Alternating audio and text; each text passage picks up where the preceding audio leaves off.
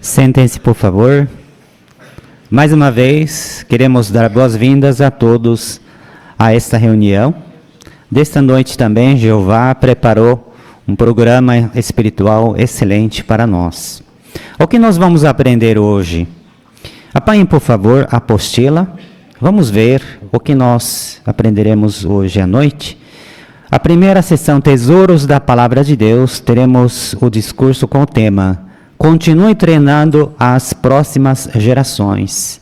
Vamos ver a importância de treinar os jovens próximas gerações. Depois teremos joias espirituais e leitura da Bíblia.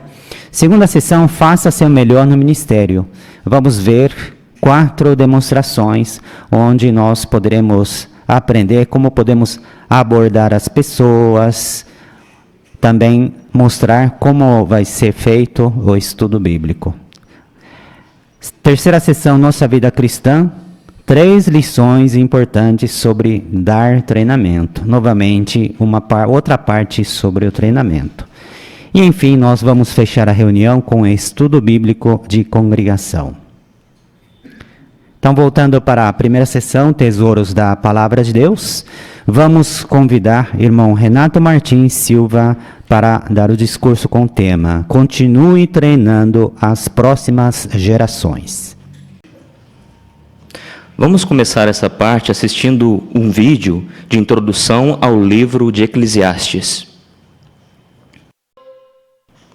Um irmão chamado Daniel disse que uma das primeiras lições que ele aprendeu foi a importância de treinar outros. Nós concordamos com esse irmão. Assim que nós aprendemos a verdade, percebemos como é importante treinar outros. E se os irmãos notarem, essa parte ela é um incentivo para todos nós. Continue treinando as próximas gerações. Mas por que é importante treinar outros? Vamos ver o que a Bíblia diz em Eclesiastes capítulo 1, versículo 4. Eclesiastes capítulo 1, versículo 4, a Bíblia diz: Uma geração vai e outra geração vem, mas a terra permanece para sempre. O texto mostra que as pessoas envelhecem e uma geração mais nova precisa substituir a geração anterior. Isso nos ensina que cada geração tem a responsabilidade de treinar a próxima. Mas será que é fácil essa transição de preparar a próxima geração? A resposta é não. Especialmente porque a Organização de Jeová tem passado por muitas mudanças nesses últimos dias. A obra continua crescendo. E devido a esse aumento, é necessário fazer ajustes na forma de fazer algumas coisas, o que inclui o uso de novas tecnologias. E temos que admitir que para alguns irmãos, os irmãos mais experientes, não é fácil se adaptar a essas mudanças. Já outros irmãos, mesmo sendo mais experientes, eles não têm dificuldade. Eles conseguem se adaptar a essas mudanças e se saem bem com o uso de novas tecnologias. Mas é interessante que os jovens têm algo que os irmãos mais experientes não têm. Sabe o que é? Provérbios capítulo 20, o versículo 29, nós não vamos ler, mas a parte A diz que a glória dos jovens é a sua força. Esse texto mostra que os jovens têm muita força e disposição. Já os irmãos mais velhos podem não ter a mesma disposição e energia, mas eles têm algo que os mais jovens ainda não têm. Sabe o que é? Experiência. Quando nós unimos força com experiência, o resultado fica muito melhor. Nós podemos pensar em como isso é importante, no seguinte sentido. Imagine que os jovens, eles podem levantar as pedras, por assim dizer. Já os experientes mostram onde colocá-las. Vemos aí experiência junto com força, trabalhando em equipe. E é isso que acontece na Organização de Jeová. Vemos muitos jovens, vemos irmãos experientes trabalhando juntos e produzindo ótimos resultados. Mas nós sabemos, irmãos, que apesar de ser importante treinar outros, alguns ainda ficam com certo receio de fazer isso. Mas sabe por quê? Alguns têm dificuldade de abrir mão porque gostam muito de certa designação. Outros temem perder o controle ou acham que os mais jovens não vão fazer tão bem quanto eles. Há também aqueles que sintam que, eu não tenho tempo, eu levo uma vida muito ocupada e não consigo dedicar tempo para treinar os mais jovens. Mas o que pode ajudar os irmãos que pensam dessa forma? É lembrar que nossas publicações já destacaram que treinar outros deve ser uma prioridade. Além disso, nós podemos pensar nos resultados de dar treinamento. É parecido com o trabalho de um agricultor. Preparar a terra, plantar e cuidar até a colheita não é fácil.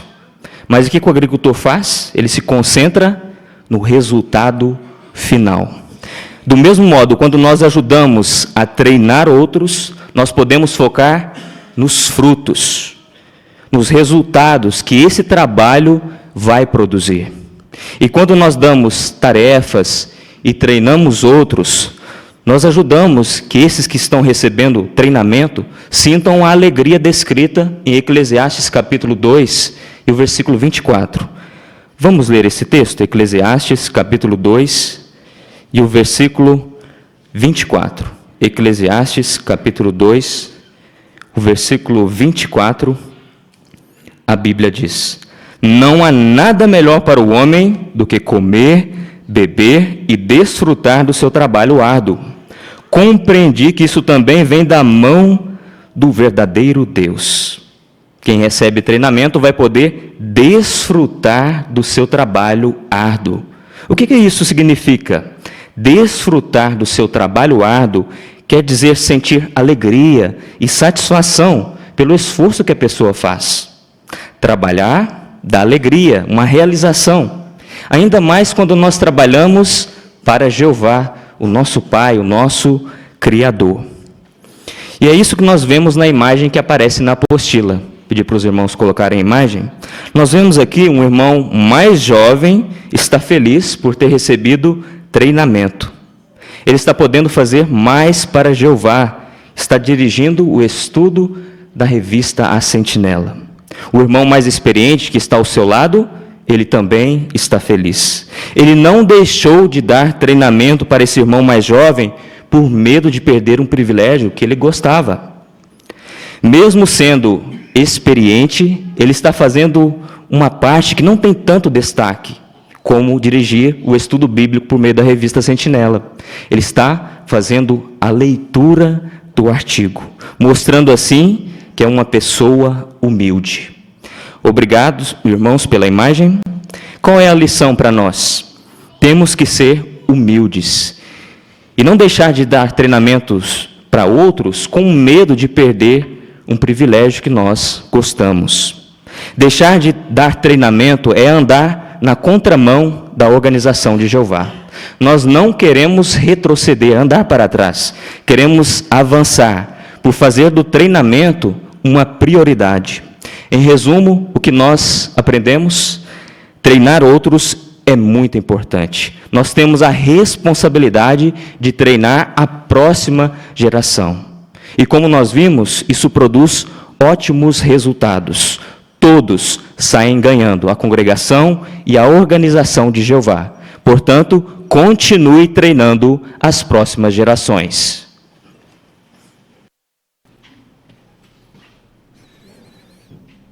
Muito obrigado pelo seu excelente discurso, irmão Renato.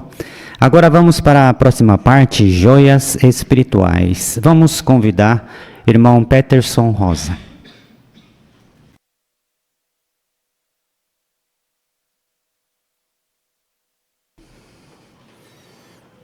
Para iniciarmos as joias espirituais, vamos precisar de um voluntário para ler Eclesiastes 1:1. Vamos ouvir a irmã Jaziane.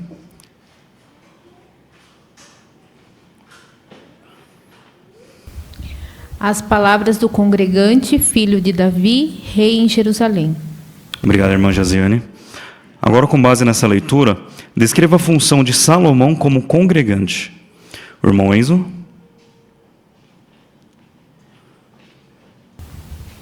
Como congregante, ele tinha a responsabilidade de reunir o povo de Deus e os guiá-lo na adoração verdadeira de Jeová.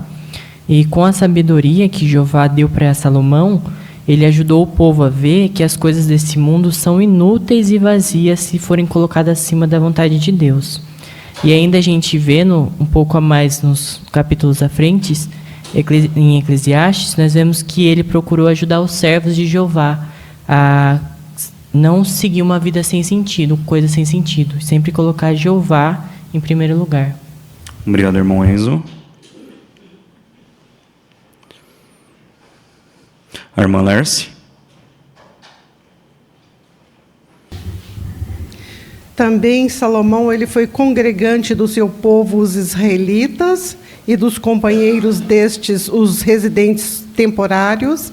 Ele congregou todos esses para a adoração do seu Deus Jeová e procurou afastá-los de obras vãs e infrutíferas do mundo. Ele demonstrou ser um bom rei, pois ele conduziu a nação na adoração de Jeová, a quem essa nação estava dedicada. Muito obrigado, irmã Lerce. Agora, que joias espirituais você encontrou na leitura da Bíblia desta semana? Vamos ouvir a irmã Thaís, primeiramente?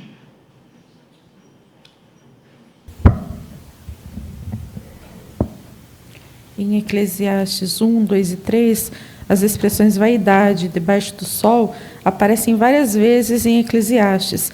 E a palavra hebraica para vaidade significa literalmente névoa e indica falta de estabilidade ou valor de maneira prática e permanente. A expressão debaixo do sol significa nessa terra ou neste mundo.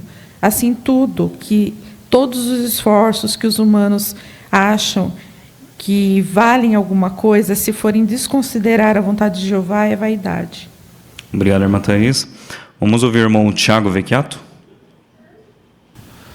Fazendo menção ao capítulo 1 de Eclesiastes, Salomão nos faz refletir que muito adquirir é correr atrás do vento, e o acúmulo de sabedoria também significa o acúmulo de dor, visto tanta coisa debaixo do sol que na verdade não vale a pena ou dedicar muito tempo a tais coisas. Isso fica claro no verso 6, onde explica o ciclo do vento, e o verso 7, onde descreve a trajetória do rio até o mar e o retorno dele para percorrer novamente tudo de novo. Isso nos traz a reflexão, o paradoxo de nossos dias em nossos afazeres seculares. Com isso, aprendo que a única coisa que vale a pena perseguir é o caminho de Jeová, onde o aprendizado é constante e o regozijo é sem fim. Obrigado, irmão Tiago. A irmã Luciene Hoffmann. O verso 15 diz que o que é torto não pode ser endireitado e o que está faltando não pode ser enumerado. Então, a gente aprende com isso que é inútil gastar tempo e energia tentando corrigir a opressão e injustiça que a gente vê no mundo hoje, porque somente o reino de Jeová vai acabar com a maldade. Obrigado, irmã Luciene. Vamos ouvir a Kaline aqui na frente.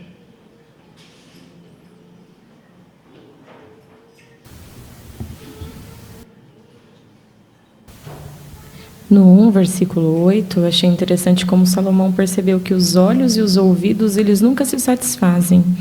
E podemos fazer essa comparação hoje em relação à internet, que temos fácil acesso. Sempre tem uma novidade, sempre tem um vídeo, uma notícia, ou até mesmo uma rede social nova. E sabemos que a satisfação de verdade, em relação a isso, ela é momentânea. Mas a satisfação de verdade, ela vem de adquirirmos o conhecimento e preenchermos o nosso tempo com as coisas duradouras, que é de Jeová. Aline, aproveitar o irmão Ricardo. Eclesiastes 1:4, nós podemos aprender que Jeová ele não tem o propósito de destruir a terra. Mas então, o que seria o fim do mundo descrito na Bíblia? Vai ser o fim das pessoas más e a restauração da terra. E para participar dessa restauração, nós temos que dar o nosso melhor e fazer tudo que vai agradar a Jeová. Obrigado, irmão Ricardo. Vamos ouvir a Júlia. Eu gostei de Eclesiastes 2:26.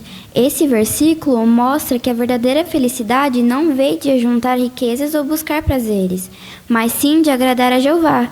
Ele tem essa alegria, sabedoria e conhecimento a quem o coloca ele em primeiro lugar. Já quem vive sem pensar em Deus pode até acumular coisas, mas no fim nada disso traz felicidade. Isso nos ensina que buscar a aprovação de Jeová é muito mais valioso do que qualquer conquista material. Obrigado, irmã Júlia. Vamos ouvir a irmã Jane? Eclesiastes 1:4 deixa claro de que a terra ela vai permanecer por tempo indefinido, ou seja, para sempre. Mas, infelizmente, alguns acabam entrando em conflito com essa declaração com o que está escrito em 2 Pedro 3:10.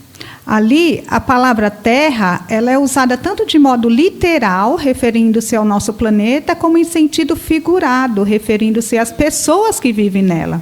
Então, ao dizer que a terra será destruída, em 2 Pedro 3:10, não se refere à destruição do nosso planeta, mas sim à destruição das pessoas iníquas. Então, fica bem claro que a terra, literal, conforme Jeová fez para os humanos habitar, nunca vai ser destruída. Obrigado, irmã Jane. Vamos ouvir o irmão Geraldo, aqui na frente. Eclesiastes 1:9 diz que o que foi é o que será, e o que foi feito se fará novamente. Então, embora a humanidade tenha produzido algumas pessoas, que alcançaram fama ou se destacaram por sua beleza ou talento, onde estão elas agora? Elas se foram e provavelmente caíram no esquecimento. Então, essa não é uma maneira pessimista de pensar. A maioria das pessoas nem sequer sabe o nome dos seus bisavós, nem sabe onde nasceram e foram enterrados.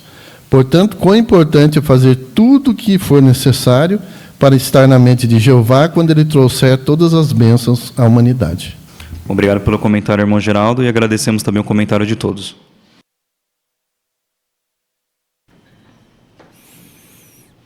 Obrigado, irmão Peterson. Também queremos agradecer a todos que deram comentário.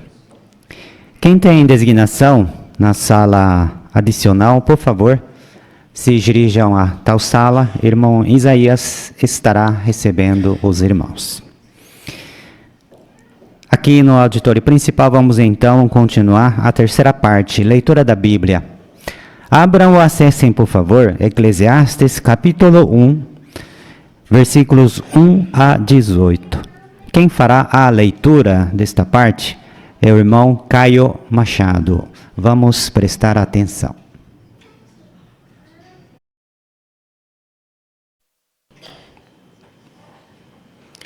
As palavras do congregante, filho de Davi, rei em Jerusalém. A maior das vaidades, diz o congregante, a maior das vaidades, tudo é vão. O que é que o homem ganha com todo o seu trabalho árduo, no qual tanto se esforça debaixo do sol? Uma geração vai e outra geração vem, mas a terra permanece para sempre. O sol nasce e o sol se põe. Depois volta depressa para o lugar onde nasce novamente. O vento sopra para o sul e gira para o norte, dá voltas e voltas, girando continuamente. O vento continua dando as suas voltas. Todos os rios correm para o mar. Mesmo assim, o mar não fica cheio. Os rios voltam para o lugar de onde saíram, a fim de correr novamente. Todas as coisas são cansativas, mais do que se pode dizer. O olho não se satisfaz com o que vê, nem o ouvido se sacia com o que ouve. O que foi é o que será, e o que foi feito se fará novamente. Não há nada de novo debaixo do sol.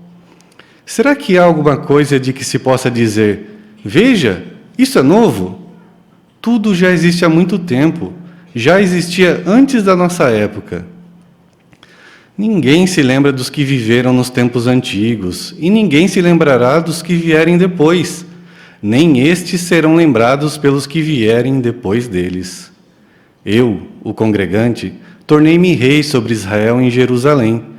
Empenhei-me em estudar e investigar com sabedoria tudo o que se faz debaixo dos céus. a ocupação penosa que Deus deu aos filhos dos homens que os mantêm ocupados. Vi tudo o que se faz debaixo do sol e concluí: tudo é vão, é correr atrás do vento. O que é torto não pode ser endireitado, e o que está faltando não pode ser enumerado. Então eu disse no meu coração: bem, adquiri grande sabedoria, mais do que qualquer outro antes de mim em Jerusalém. E o meu coração obteve muita sabedoria e conhecimento. Eu me dediquei a conhecer a sabedoria, a conhecer a loucura e a conhecer a tolice. E isso também é correr atrás do vento. Porque muita sabedoria traz muita frustração, de modo que aquele que aumenta seu conhecimento, aumenta sua dor.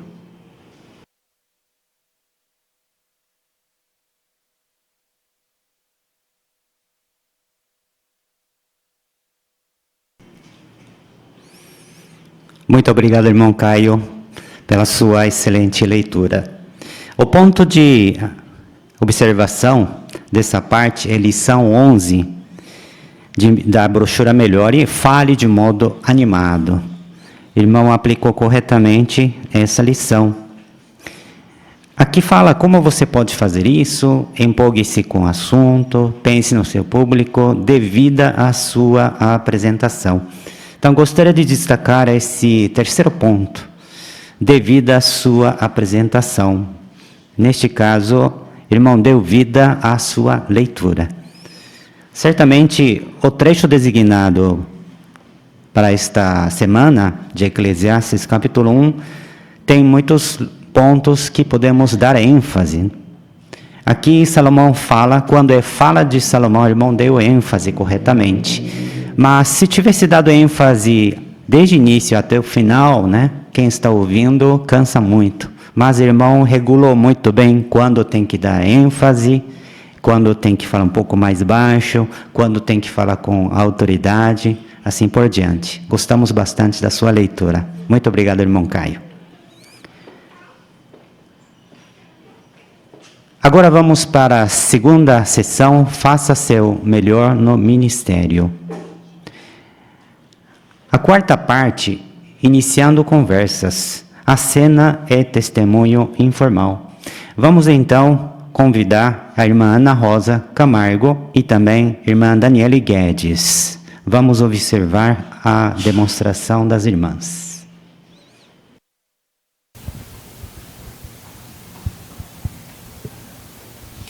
Oi, você trabalha aqui? É que eu estou com dificuldade de ler essa tabela nutricional, eu tenho intolerância a glúten, tá difícil de ler? Ai, eu não trabalho aqui não, mas é difícil de ler mesmo e entender, né? Porque eu também tenho, eu sou intolerante a glúten também, mas eu vou te ajudar sim, com certeza. Ai, desculpe, eu achei que você trabalhava aqui, mas a senhora também tem então intolerância? Sim, não é fácil. Não é mesmo. Tudo que a gente vai consumir precisa ler tabela, né? É tão difícil, seria tão bom se essas doenças não existissem. Sim, é verdade. Mas eu nem sei teu nome, como que é teu nome? É Daniela, prazer. Prazer, o meu é Ana, viu, Daniela? É, realmente não é fácil mesmo, né? Mas uma coisa sim, Daniela, que embora eu também enfrente esse tipo de situação, mas uma coisa que tem me ajudado bastante é meditar nas promessas de Deus que estão na palavra dele, né, a Bíblia Sagrada. Você tem uma Bíblia em casa e lê? Tenho, de vez em quando eu leio, mas eu tenho. Ai, que bom, Daniela. Eu gostaria tanto de mostrar um texto para você que é muito consolador. Eu posso mostrar? Pode sim. Ó, eu estou com a Bíblia aqui no meu dispositivo, eu vou ler para você, ó, diz assim, ó. É Apocalipse 21:4, inclusive depois você pode ver na sua casa. Diz assim: Ele enxugará dos seus olhos toda lágrima, e não haverá mais morte, nem haverá mais tristeza, nem choro, nem dor. As coisas anteriores já passaram. Já imaginou viver assim? Num mundo sem doença, sem tristeza, sem dor. Seria maravilhoso, porque dor é o que eu mais passo. Mas parece um milagre isso. Me fale mais sobre, eu gostaria de saber. Com certeza, eu falo sim. Aí você me passa o contato então. Mas antes, porém, vamos ver a tabela. Eu vou te ajudar no que for possível, tá bom? Obrigada, tá bom.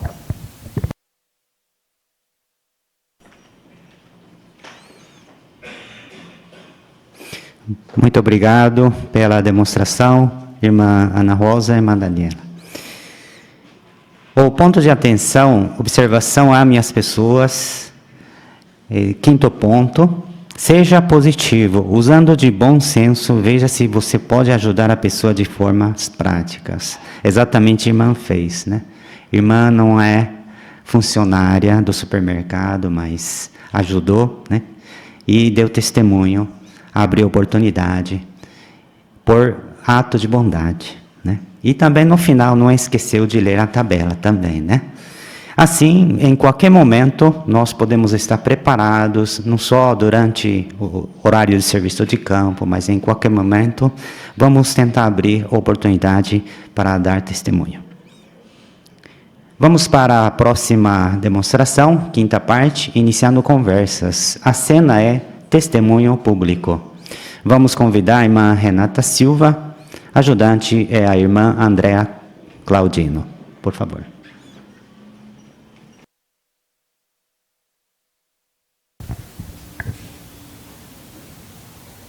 Oi, tudo bem?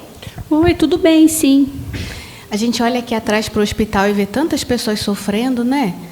Mas você sabia que a Bíblia diz que Deus não é culpado pelo sofrimento e explica por que existe tanto sofrimento?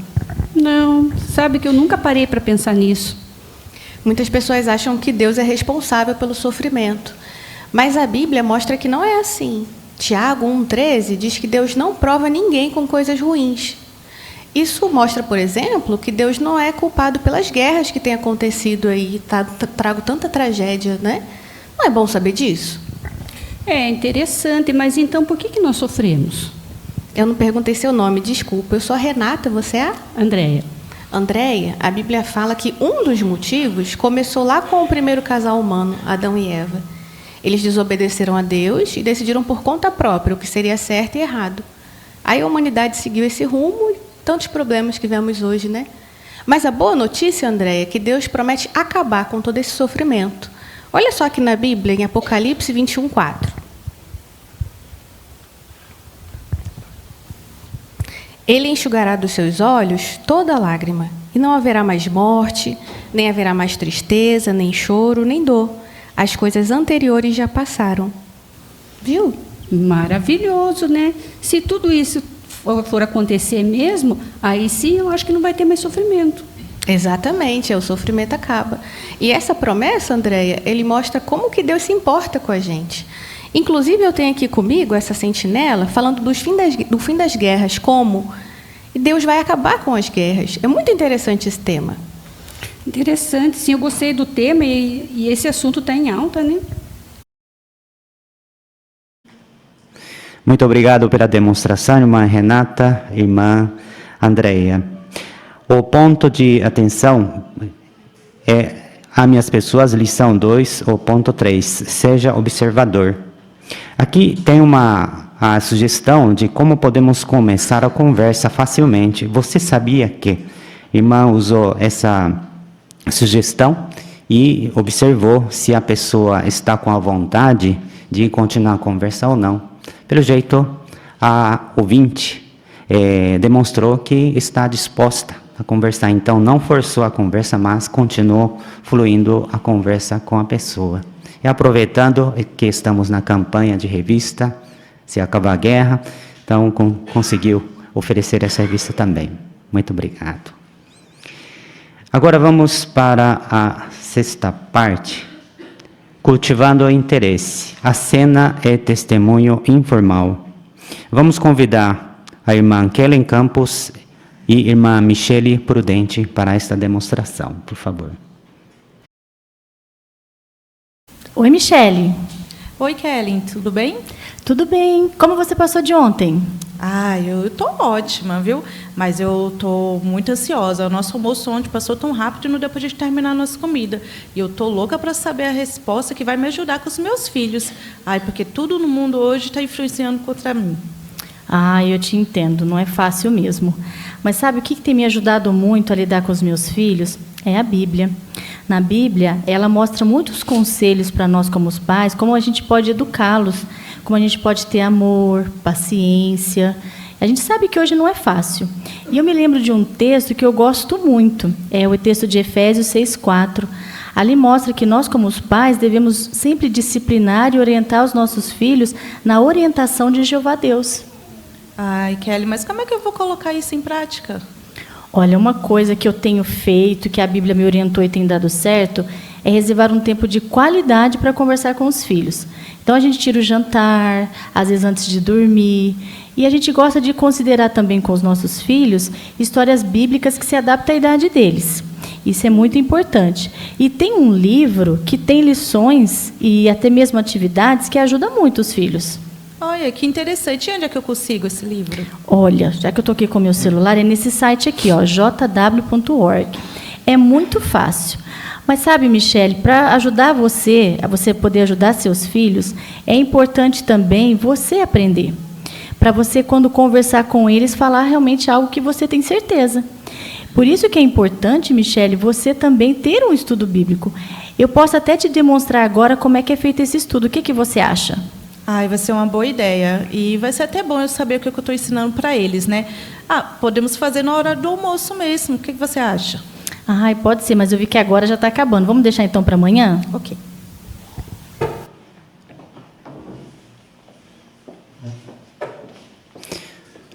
Muito obrigado pela demonstração, irmã Kellen e irmã Michele. O ponto de observação é a minhas pessoas, lição 9, o ponto 5.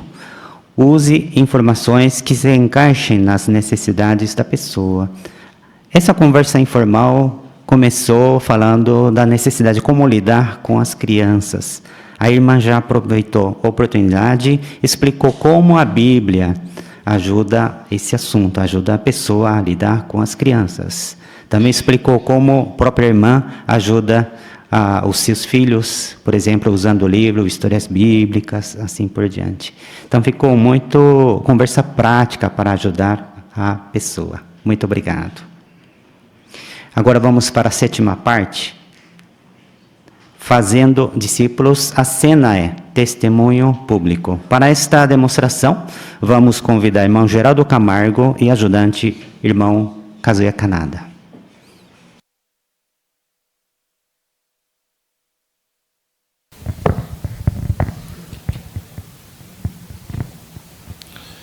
Oi, Kazuya, tudo bem? Tudo bem, com você? Eu estou bem também. É muito bom te encontrar novamente, viu? Da primeira vez que nós conversamos, você mencionou que gosta de ler a Bíblia, mas tem algumas dúvidas. Sim, eu gosto bastante de ler, até porque eu baixei a Bíblia no meu celular, como você me ensinou da última vez. Que bom, fico muito contente de saber. A propósito, eu trouxe aqui a brochura que mencionei aquele dia, que nos ajuda a entender a Bíblia por assuntos.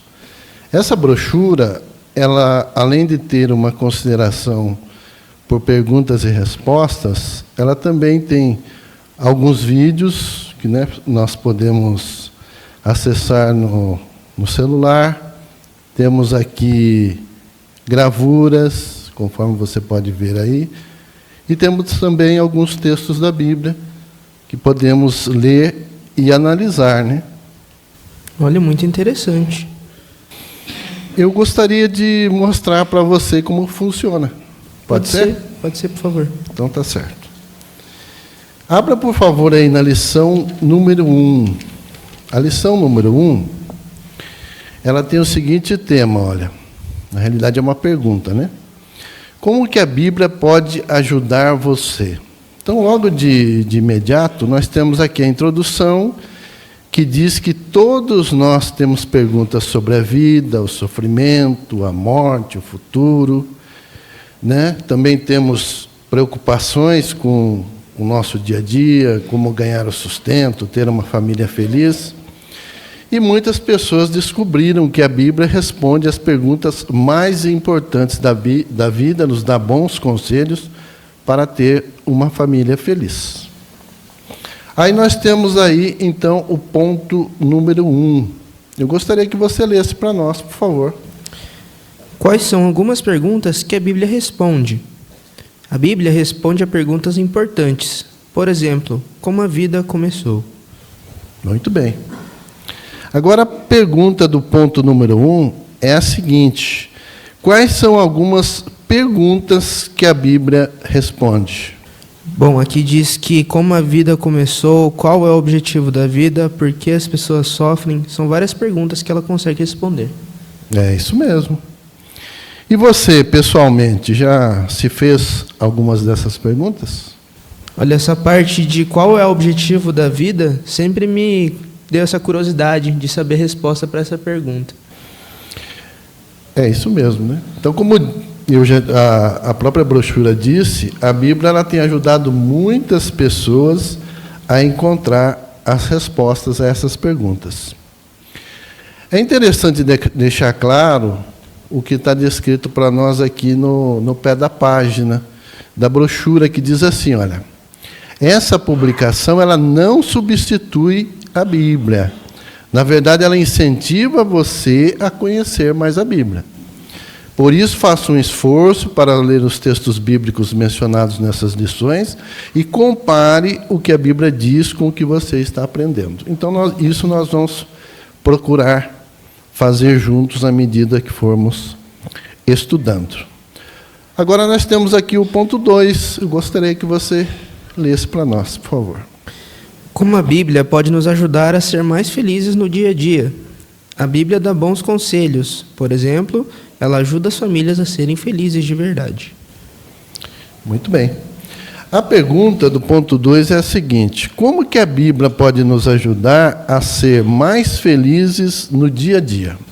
Ele levantou exemplos aqui. Ela ajuda as famílias a serem felizes de verdade, nos diz como lidar com o estresse e como ter mais alegria no nosso trabalho. É isso mesmo, Kazuya.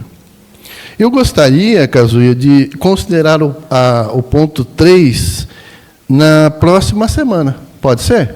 Se for aqui na praça mesmo, pode ser. Que bom. Pode ser no sábado mesmo, à tarde? Sim, pode ser. Então, combinado. Muito obrigado, irmão Geraldo, pela sua demonstração, irmão Kazuya também. O ponto de observação a minhas pessoas, lição 10.10. Faça o estudo na hora e no local que seja bom para o estudante. Irmão Geraldo explicou bem, mostrou bem como é feito um estudo, já considerou 2 parágrafos e perguntou se nesse local, a praça, tudo bem para a pessoa, e também o horário, perguntou se está tudo bem, aí ele concordou. E o que nós faremos quando o morador ou a pessoa interessada quer estudar num momento que não é muito conveniente para nós? Aqui diz, ajuste a sua programação para se adaptar às necessidades do estudante. Ao máximo possível, nós podemos fazer isso. Obrigado, irmão Geraldo, pela sua demonstração. Agora vamos para a terceira sessão, Nossa Vida Cristã. Para a transição, gostaria de convidar todos a se levantarem para entoarmos juntos o cântico número 84 com o tema Vamos fazer o nosso melhor, baseado no Mateus, texto de Mateus, capítulo 9, versículos 37 e 38. Cântico número 84. Sentem-se, por favor. Agora vamos para a 8ª parte desta noite com o tema 3 lições importantes sobre dar treinamento.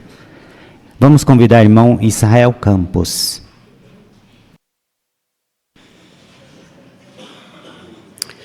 Muitos de nós somos profissionais em alguma área, né? Mas nós aprendemos com os nossos instrutores, as pessoas que tiraram tempo para nos ensinar, né? A ser um bom mecânico, um marceneiro, um artesão. E esse tempo valioso, com certeza, foi muito benéfico para que nós desenvolvamos ou sejamos um bom profissional, não é? Com certeza, os detalhes que aprendemos, o tempo que a pessoa dispôs em nos ajudar, com certeza foi muito valioso. E nós precisamos ter essa mesma mentalidade quando nós vamos treinar outras pessoas. Como será que nós fazemos? O que queremos deixar de legado, de aprendizado? Nós vamos ver nessa parte hoje 3 lições importantes sobre dar treinamento. Por favor, observem essa imagem e o que os irmãos poderiam extrair de benéfico. O que nós estamos vendo aí, o que nos ensina?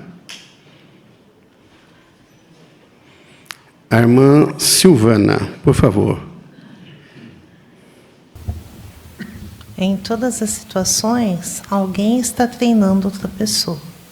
Então, por exemplo, num campo onde os irmãos estão trabalhando na construção, mexendo com marcenaria, o irmão está treinando a irmã que provavelmente vai usar aquela máquina. E é só baixar e você corta a madeira, né?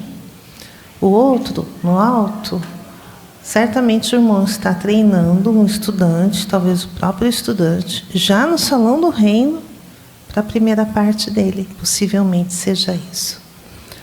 Embaixo nós temos um ancião treinando um jovem a como usar o som, colocar pilha no microfone. E depois nós tivemos o estudo da sentinela com aquela família.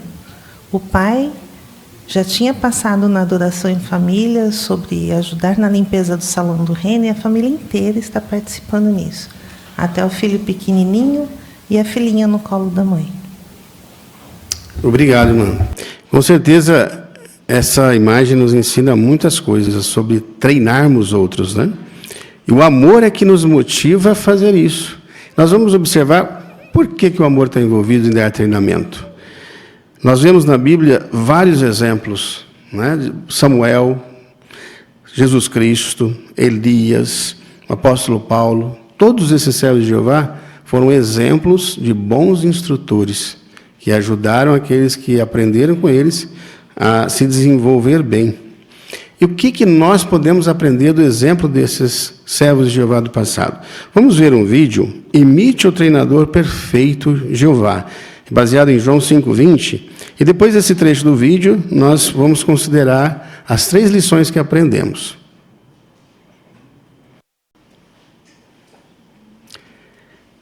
Pergunta, vídeo maravilhoso, né? Que 3 lições aprendemos do modo como Jeová treina outros? Irmã Juliana?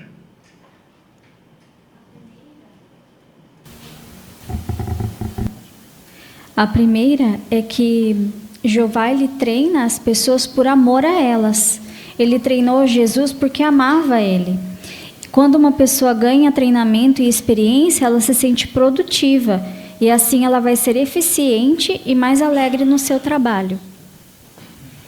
Isso mesmo, obrigado, irmã Juliana. A Laura, aqui na frente, irmã Laura.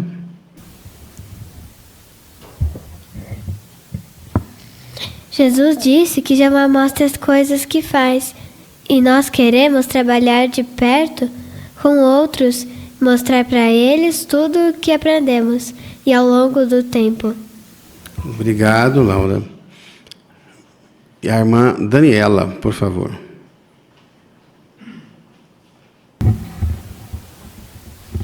E por último, Jeová falou que ele mostrará obras maiores do que essas, né? Então vimos que Jeová treinou Jesus, tendo em mente que ele teria grandes responsabilidades no futuro. Então também queremos treinar outros pensando em responsabilidades maiores, como ser ancião, servo, superintendente, estar atento a oportunidades para ajudá-los a progredir. Isso, obrigado, irmãos. Então, nós recapitulando, irmãos, Jeová, ele ensina motivado por amor, mostra como fazer e treina com visão do futuro, né? Para assumirmos mais responsabilidade. Nós queremos, assim como Jeová faz, não apenas dizer o que deve ser feito, mas também mostrar como fazer. E ao darmos treinamento, nós devemos ensinar com o nosso exemplo, né? O passo a passo, fazendo e tendo paciência em corrigir algo que estiver errado. Assim nós estaremos imitando o maior instrutor, Jeová.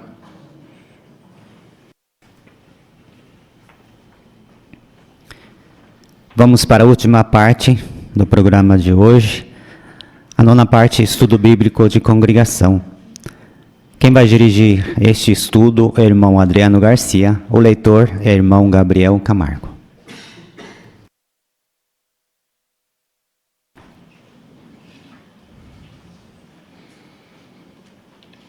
Muito bem, vamos então fazer a consideração.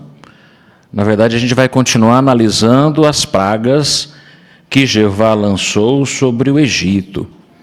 E a história 20 vai falar sobre mais 6 pragas. Então, nós contamos com a sua atenção e com a sua participação na sequência. Bom, Gabriel Camargo fará a leitura para a gente dessa história. Moisés e Arão foram falar mais uma vez com Faraó. Deus disse que, se você não deixar os israelitas irem embora, ele vai encher o Egito de moscões. Então, milhares de moscões encheram as casas dos egípcios. Mas os moscões não entraram nas casas dos israelitas. Essa praga e as que vieram depois eram diferentes. Elas só aconteceram com os egípcios. Quando viu isso, Faraó disse: Moisés, peça para Jeová acabar com esses moscões e eu deixo vocês irem embora. Então, Jeová acabou com todos os moscões, mas Faraó não deixou os israelitas irem embora. Por isso, Jeová disse: se Faraó não deixar meu povo ir embora, os animais do Egito vão ficar doentes e vão morrer. E isso aconteceu no dia seguinte. Só que os animais dos israelitas continuaram vivos. Faraó ficou sabendo disso, mas como era muito teimoso, não quis deixar os israelitas irem embora. Assim, Jeová disse para Moisés: pegue as cinzas de um forno e jogue no ar na frente de Faraó. Moisés fez isso e o ar ficou cheio de poeira. Aí, quando a poeira foi caindo, os egípcios e seus animais ficaram cheios de feridas que doíam muito. Mesmo assim, Faraó não quis deixar os israelitas irem embora. Então, mais uma vez, Jeová mandou Moisés falar com Faraó. Como você não quer deixar o meu povo ir embora, amanhã vai chover pedras de gelo em todo o Egito. No dia seguinte, Jeová fez cair uma chuva muito forte, com pedras de gelo, raios e trovões. Nunca tinha acontecido nada assim no Egito. A chuva destruiu todas as árvores e plantações, mas não choveu pedras de gelo onde os israelitas moravam. Faraó disse para Moisés: por favor, peça para Jeová parar com essa chuva. Daí vocês podem ir embora. Moisés falou com Jeová, e aquela chuva forte parou. Mas Faraó mudou de ideia outra vez. Então Moisés disse: todas as plantas que a chuva não destruiu, os gafanhotos vão comer. Então milhões de gafanhotos encheram o Egito e comeram todas as árvores e plantas que tinham sobrado. Faraó disse: por favor, peça para Jeová tirar esses gafanhotos daqui. Jeová fez os gafanhotos sumirem, mas Faraó não deixou os israelitas irem embora. Por isso, Jeová mandou Moisés estender a mão para o céu. Quando Moisés fez isso, de repente ficou tudo escuro. Durante 3 dias, os egípcios não conseguiram ver nada nem ninguém. Só os israelitas tinham luz em casa. Faraó chamou Moisés e disse: está bem, Moisés, você e seu povo podem ir embora, mas os seus bois e ovelhas ficam. Eles precisam ir com a gente. Queremos dar nossos animais de presente para Jeová. Faraó ficou muito bravo e gritou com Moisés e Arão: sumam da minha frente. Se aparecerem aqui de novo, eu mato vocês. Muito bem. Vamos ter as 2 perguntas que nós temos aqui no final. E a gente vai contar com uma ajuda. Coloca a primeira gravura tripla na tela para a gente, meus irmãos. E aí a gente vai poder responder. Então, uma de cada vez, né? Que outras 6 pragas aconteceram no Egito? Qual foi a... Fala uma praga para a gente, irmão Gael. Por favor, Gael. A ilha de Tetris. Obrigado, Gael, por sua participação. Dá uma olhadinha aí, ó. Tá vendo ali o que está acontecendo? Um monte de moscão que está mexendo com o pessoal. Não é isso, Gael? Mosca bem grande, não é? É, bem grandona mesmo. A mulher está toda incomodada ali. Muito obrigado por você ter comentado, tá? E agora, do lado dessa, qual é a outra praga que aconteceu? Irmã Lauren, por favor.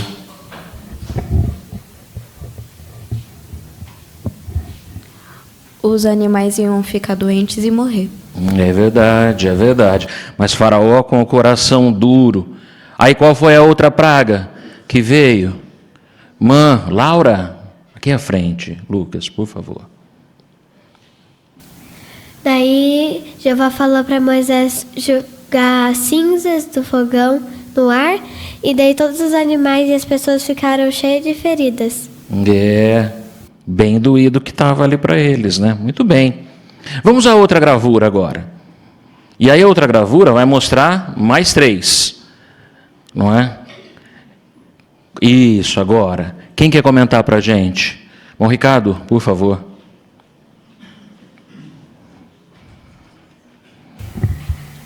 Jeová fez cair uma chuva muito forte com pedras de gelo, raios e trovões. Olha só, não é? Hoje a gente teve uma chuva forte aqui, e aqui no nosso país, não é? Uma frente fria que veio lá do sul, a gente viu o poder disso. Agora imagine granizo caindo nas pessoas e nos animais. Do lado, porque Faraó de novo ficou duro.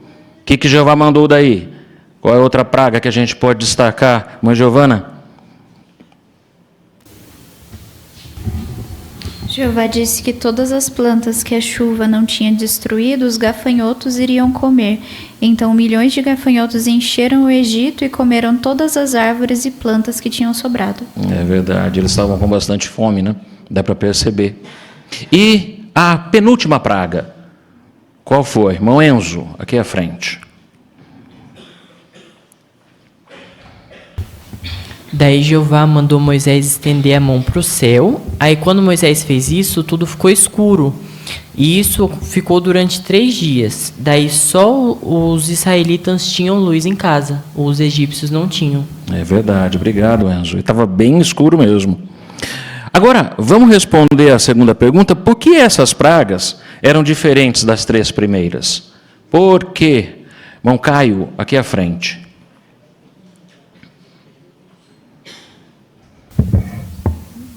Porque elas só aconteceram com os egípcios, não com os israelitas. Isso, muito bom, irmão Caio. Agora, o que a gente tira de lição de Jeová, pensando nisso que aconteceu aqui, e a gente teve o relato de apoio de Êxodo 8, 20 até o 10, 29. O que você extraiu sobre Jeová? Bom, Renato.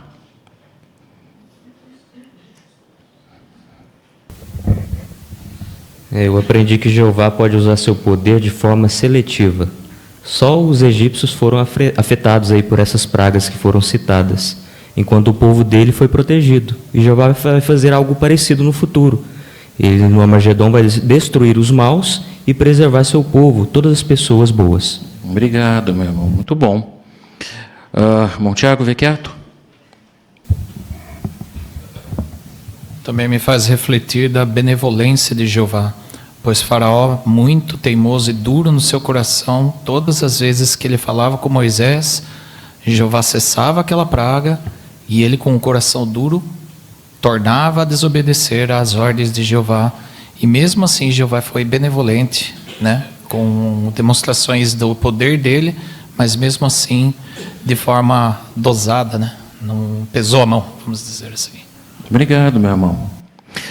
Tem uma referência aí em Êxodo 9, 18 ao 21, que fala sobre Jeová tendo que cuidado antes que acontecesse uma das pragas.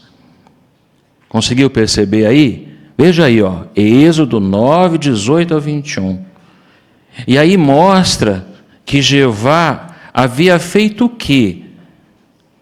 O que ele se preocupou em fazer para que as pessoas não fossem ali surpreendidas? Mãe Elaine, aqui à frente, Lucas.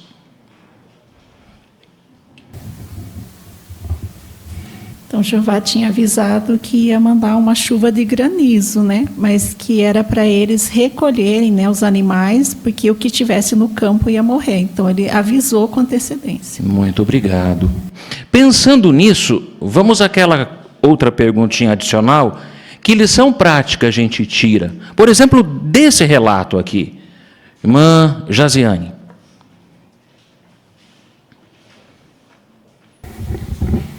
Que todos os atos de Jeová, ele avisa com antecedência ao seu povo, né? E vai caber da gente escolher obedecer ou não, né? E obedecer vai significar vida. Muito bom, muito bom. Irmão Isaías, ali atrás. Além disso, Jeová sempre nos dá instruções muito claras. Então, é muito importante que nós sigamos essas instruções para sermos bem-sucedidos. É verdade. E ao observarmos toda aquela situação que aconteceu, e o povo de Jeová sendo protegido, e aqueles que não obedeciam a Jeová, que endureceram o seu coração, sofrendo, nós nos lembramos aqui de Malaquias 3,18. Como que esse versículo se relaciona a essa consideração que estamos realizando aqui? E o que aconteceu lá? Munilson, por gentileza. Aí dá para ver o teste final. Quem está do lado de Jeová é que vai ser salvo. E aqueles que não estiverem, certamente perderá o seu favor. É, muito bem, meu irmão. Obrigado. E obedecer a Jeová faz diferença. Quantas vezes as pessoas, por fazerem escolhas tolas na vida, colhem frutos ruins? Tanto que existe uma frase que alguém disse no passado, que na vida não tem prêmio nem castigo, só tem consequência. E é verdade. Se a gente escolher obedecer a Jeová, as consequências em nossas vidas serão muito boas. E as pessoas vão perceber isso. Mas falta ainda a última praga, a 10ª praga. Gabriel, você lê para a gente a história 21? Moisés prometeu para Faraó que não voltaria mais para vê-lo. Mas, antes de ir embora, Moisés disse: por volta da meia-noite, todos os filhos mais velhos dos egípcios vão morrer. Nenhuma família vai escapar, nem a dos escravos, nem a sua. Então, Jeová mandou os israelitas fazerem um jantar especial naquela noite. Deus disse: matem um cordeiro ou um cabrito de 1 ano de idade. Peguem um pouco do sangue dele para passar em volta da porta de sua casa. Assem a carne dele e comam junto com pão assado sem fermento. Fiquem prontos para ir embora. Hoje à noite eu vou tirar vocês do Egito. Imagine como os israelitas se sentiram felizes. Finalmente eles iam sair do Egito. À meia-noite, o anjo de Jeová foi passando em todas as casas no Egito. Quando ele não via sangue em volta da porta da casa, ele entrava e matava o filho mais velho daquela família. Mas quando via que a porta da casa estava pintada de sangue, ele não entrava nela. Por isso, toda a família egípcia, da mais rica até a mais pobre, perdeu o filho mais velho. Mas nenhum filho de israelita morreu. Até o filho mais velho de Faraó morreu. Faraó não estava mais aguentando tudo aquilo. Por isso, ele mandou alguém chamar depressa Moisés e Arão e disse: vocês e seu povo podem ir embora. Vão e adorem o seu Deus. Levem os seus animais e saiam já daqui. Assim, naquela noite de lua cheia, os israelitas saíram do Egito, mas saíram de lá organizados em grupos. Havia 600.000 homens israelitas e muitas mulheres e crianças. E muitas pessoas que não eram israelitas também foram embora com eles para adorar a Jeová. Finalmente os israelitas estavam livres. Para nunca se esquecerem de como Jeová tirou os israelitas do Egito, todo ano eles faziam aquele mesmo jantar especial. Os israelitas chamavam esse jantar de Páscoa. Bom, Gabriel, muito obrigado pela colaboração com a sua leitura bem dinâmica que fez e nos ajudou bastante. Qual foi a 10ª praga? Irmão Ricardo.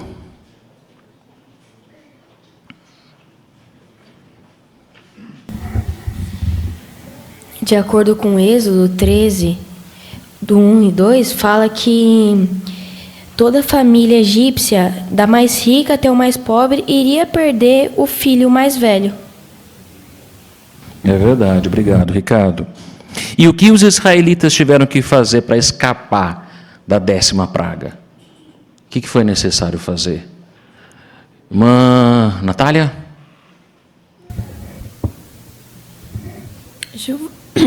Jeová passou as instruções para os israelitas. Ele mandou eles matarem um cordeiro ou cabrito de 1 ano de idade, pegarem um pouco do seu sangue e passarem em volta da porta da casa. Depois assar a carne dele e comer junto com pão assado sem fermento. E aí, quando o anjo passasse, ele veria as casas que estavam com sangue na porta, ele não entraria. E as casas que não estivessem com esse sangue, ele entraria e mataria o filho mais velho da família. Muito bem. Inclusive, filho de quem foi nessa situação? Irmão Oscar, lá no fundo? Inclusive o do faraó.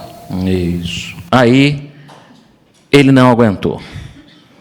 E liberou a nação para sair, não é? Quantos 1000 homens saíram naquela data, irmão Lucas Rafael? Eles vão liberar. 600.000 homens, mulheres e crianças. Isso. Segundo a obra Estudo Perspicaz das Escrituras, você chegou a verificar mais ou menos quantos milhões de pessoas eram? Irmã Luciene? 3 milhões. Isso, olha só, hein? Quanta gente. Mas eles saíram assim, um em cima do outro, né? Foi isso que aconteceu? Tudo corrido, qualquer jeito. Marcelma? Não, foram formados grupos, né? E saíram em grupos. Isso, muito bom. De uma forma bem organizada. Se a gente observar a gravura, a gente nota isso, né? Sem atropelo, com bastante organização, com calma, serenidade e firmeza.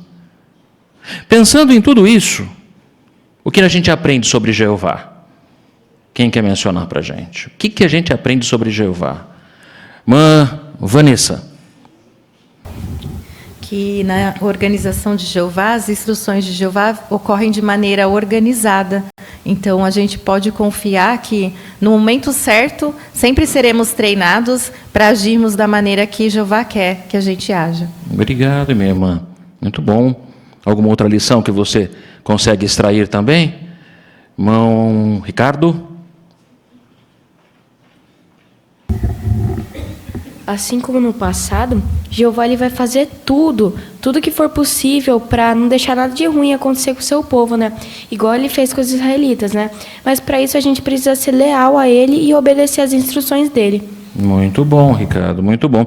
Tanto que Êxodo capítulo 12, versículo 28, destaca algo que foi fundamental para que eles saíssem bem do Egito, após a libertação de Jeová.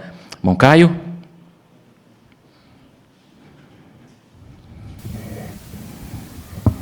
Eles fizeram exatamente como Jeová tinha mandado. Isso, muito bom.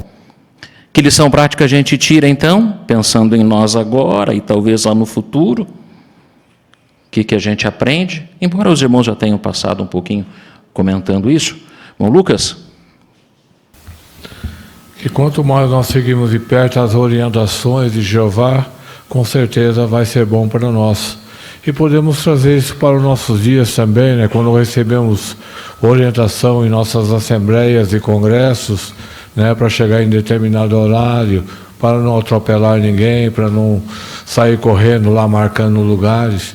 Quando somos obedientes, com certeza todos saem ganhando. Assim como todos esses 3 milhões de pessoas saíram organizados, por saírem organizados, saíram ganhando. Imaginem se eles saíssem todos desorganizados, um ia atropelar o outro, né? Ia ter muitas mortes, por assim dizer. E, no entanto, o registro bíblico mostra que foram organizados, ninguém se feriu. Obrigado, irmão Lucas. Qual é a relação de Romanos 9,17 com essa consideração, irmão Benfica? Por favor. Nós vemos que ali, quando Deus anunciou a 7ª praga, Jeová ele falou para Faraó que já poderia ter exterminado o Faraó da face da terra. Mas não, Jeová preservou ele para quê? Para mostrar o seu poder para Faraó e para toda a humanidade. Verdade, irmão Benfica. Obrigado. Bom, Otávio? Nós vemos que Jeová demonstrou o seu poder não só para os israelitas, como para os egípcios também. Afinal, Jeová humilhou os deuses do Egito, não é? Só para dar de exemplo, o deus Nilo, o Hapi, do rio Nilo, não pôde fazer nada quando Jeová transformou o rio em sangue, né? E a sagrada deusa vaca, Ator, e o deus touro Apis dos egípcios não impediram a praga do gado. Também o deus Ra, que é o deus sol, não fez nada quando Jeová trouxe a escuridão, né? E o próprio Faraó era considerado um Deus encarnado. E Jeová mostrou que ele é impotente. E não é à toa que muitos egípcios tomaram o lado de Jeová, né? Isso mesmo. Perceba que a frase final de Romanos 9,17 diz assim, Jeová mencionando, e para que meu nome seja declarado em toda a terra. Jeová queria que esses feitos notáveis fossem divulgados de geração em geração. Isso atinge-nos atualmente. Nós também queremos, de maneira corajosa, falar sobre Jeová, sobre seus propósitos. E um último detalhe, quem está com a versão impressa aí, está vendo que esse jovenzinho ele não está só observando.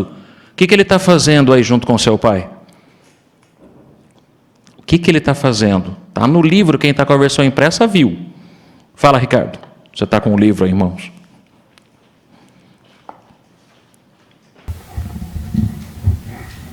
Provavelmente ele foi instruído a obedecer às ordens de Jeová, tanto que ele está segurando, né, a bacia ali com o pai. Provavelmente o pai também deve estar explicando para ele o significado e por que Jeová pediu aquilo. É verdade. Ele participou. Algo que nós estamos sendo incentivados a fazer com os mais jovens.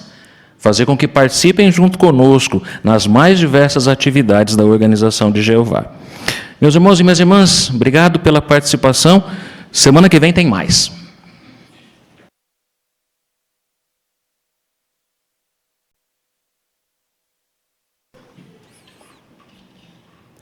Agora eu gostaria de fazer a leitura do anúncio. Estamos muito felizes com o andamento do projeto de renovação da filial do Brasil. Todos podem apoiar esse projeto por meio de suas valiosas orações e, se possível, por se colocar à disposição para participar nesse projeto. Há diversas maneiras de participar de acordo com as circunstâncias de cada um. É possível ajudar como voluntário, 1. Alguns dias por semana. 2. Por um período curto, como uma semana. 3. Por um período longo, como um mês ou mais. Ou 4. À distância. Lembramos que para servir como voluntário, não é preciso ter experiência em construção.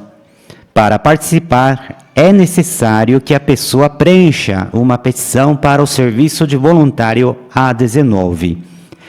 Se você deseja trabalhar como commuter, preencha a petição e aguarde receber de Betel um convite formal, antes que você ou sua família decida se mudar para a região de Betel.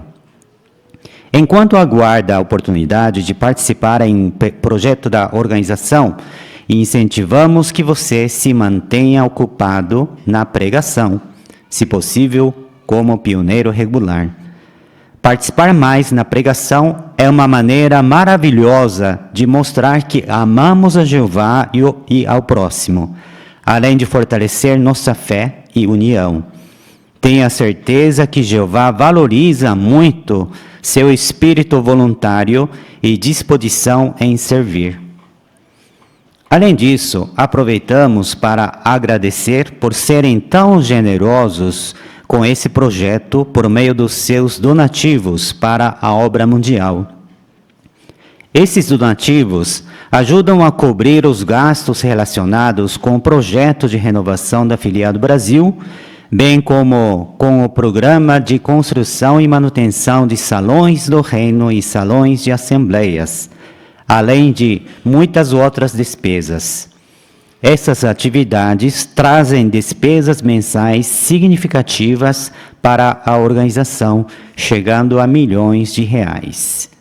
Assim como no passado, os servos de Jeová foram motivados a fazer contribuições voluntárias para apoiar a adoração verdadeira. Hoje também temos a oportunidade de demonstrar nosso apoio por meio de donativos. Por isso, convidamos todos a continuar orando sobre como podem apoiar financeiramente essa obra tão importante. Além de caixa de donativos em seu salão do reino, poderão usar o site donate.jw.org.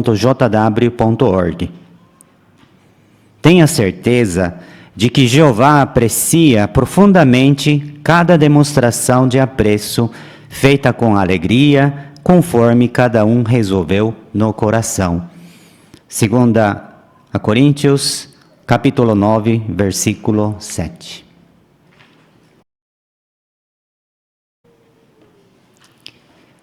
Agora então vamos encerrar a reunião com um cântico e uma oração. Se puderem, levantem-se por favor.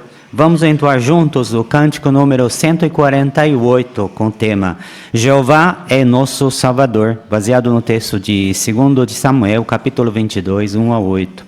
A oração final será feita pelo irmão João Davi. O cântico número 148. Bem-vindos, irmãos, a Joias Espirituais, desta semana, de 22 a 28 de setembro de 2025. Começamos com a primeira pergunta. Descreva a função de Salomão como congregante. O papel de Salomão como congregante destaca sua responsabilidade de manter o povo de Deus unido na adoração fiel ao seu verdadeiro rei, Jeová. O nome hebraico Kohelet, que significa congregante ou convocador, descreve com precisão sua função no governo teocrático de Israel. Salomão já havia reunido Israel e os residentes temporários no templo, demonstrando seu empenho em conduzir toda a nação na adoração pura. No livro de Eclesiastes, ele continua exercendo esse papel, agora de forma espiritual, reunindo o povo de Deus, não fisicamente, mas afastando-o das obras vazias e inúteis deste mundo e direcionando-o a obras que são verdadeiramente dignas de Jeová. Próximas pergunta. Que joias espirituais você encontrou na leitura da Bíblia desta semana? Eclesiastes 1:2. A maior das vaidades. Tudo é vão. Sem Jeová, toda realização humana perde o valor. Prazeres, riquezas e fama passam rapidamente. Essa reflexão nos ajuda a manter uma visão equilibrada e lembrar que só as atividades ligadas ao reino de Deus têm valor duradouro. Eclesiastes 1:3. O que é que o homem ganha com todo o seu trabalho árduo, no qual tanto se esforça debaixo do sol? O esforço humano por si só não traz satisfação verdadeira. Muitas pessoas trabalham sem parar, mas continuam insatisfeitas. Esse texto nos lembra de investir tempo e energia no serviço a Jeová, que nos dá propósito e alegria que o mundo não pode oferecer. Eclesiastes 1:4. Uma geração vai e outra geração vem, mas a terra permanece para sempre. As gerações humanas passam, mas o propósito de Jeová para a terra é eterno. Isso fortalece nossa esperança no novo mundo e nos incentiva a viver de forma que esteja em harmonia com esse propósito. Eclesiastes 1:8. O olho não se satisfaz com o que vê, nem o ouvido se sacia com o que ouve. O ser humano tem uma sede insaciável de novidades e prazeres, mas nada disso o satisfaz completamente. Somente o relacionamento com Jeová preenche esse vazio. Esse texto nos ajuda a cultivar contentamento e evitar a armadilha da insatisfação constante.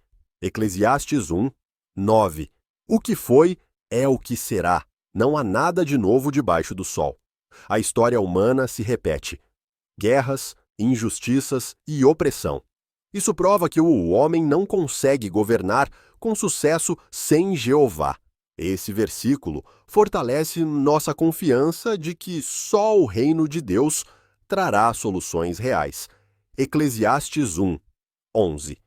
Ninguém se lembra dos que viveram nos tempos antigos. A fama e o prestígio humanos desaparecem com o tempo.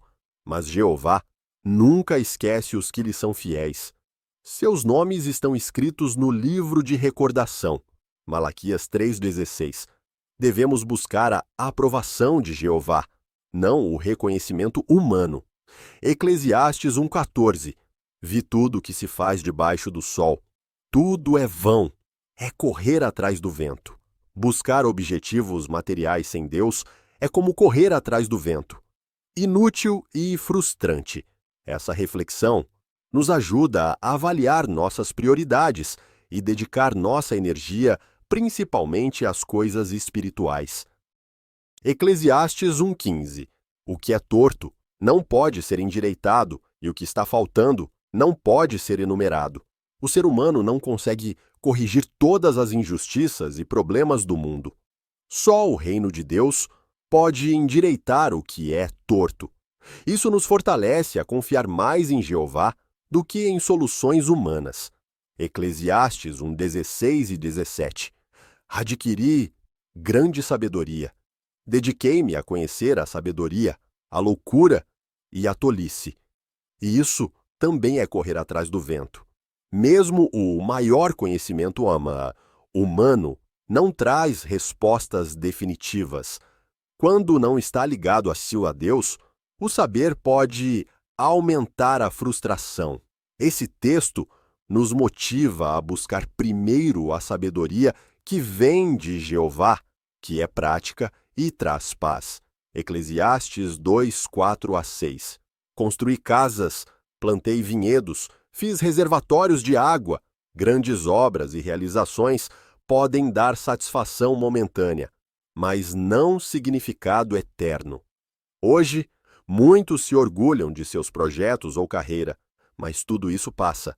Esse texto nos lembra de valorizar o serviço a Deus acima de conquistas materiais. Eclesiastes 2, 7 e 8. Adquiri servos, rebanhos, acumulei prata e ouro, muitas mulheres. Salomão teve riquezas e prazeres em abundância, mas mesmo assim não se sentiu realizado. Isso nos ensina a não invejar os ricos ou perseguir bens materiais. A alegria real não vem de acumular, mas de agradar a Jeová. Eclesiastes 2, 10 a 11. Não me neguei nada, mas vi que tudo era vão, correr atrás do vento. Ter tudo o que se deseja não garante paz ou propósito. Esse versículo nos ajuda a refletir se nossas metas são espirituais ou apenas correr atrás do vento. Eclesiastes 2, 13 a 14. A sabedoria leva vantagem sobre a tolice, assim como a luz sobre a escuridão. A sabedoria humana é útil, mas limitada. O sábio pode ver mais claramente, mas no fim tem o mesmo destino que o tolo, a morte. Só a sabedoria de Jeová dá esperança de vida eterna. Eclesiastes 2, 20 a 23. Mesmo que um homem trabalhe arduamente, terá de entregar tudo. Durante todos os seus dias, seu trabalho traz dor e frustração. Trabalhar sem uma meta espiritual gera frustração e ansiedade. Muitos hoje vivem exaustos, mas sem propósito. Jeová oferece descanso verdadeiro e sentido na vida. Eclesiastes 2, 24 a 25. Não há nada melhor do que comer, beber e desfrutar do seu trabalho. Isso também vem da mão do verdadeiro Deus. A verdadeira alegria está em apreciar as coisas simples como dádivas de Jeová. Reconhecer Deus como a fonte dessas bênçãos nos traz gratidão e contentamento. Eclesiastes 2, 26. Ao homem que lhe agrada, ele dá sabedoria, conhecimento e alegria. O maior presente não são bens materiais, mas sabedoria e alegria que vem de Jeová. Já o pecador acumula sem desfrutar, e no fim, suas riquezas podem beneficiar os servos de Deus. Isso mostra que a vida tem sentido apenas quando agrada a Jeová.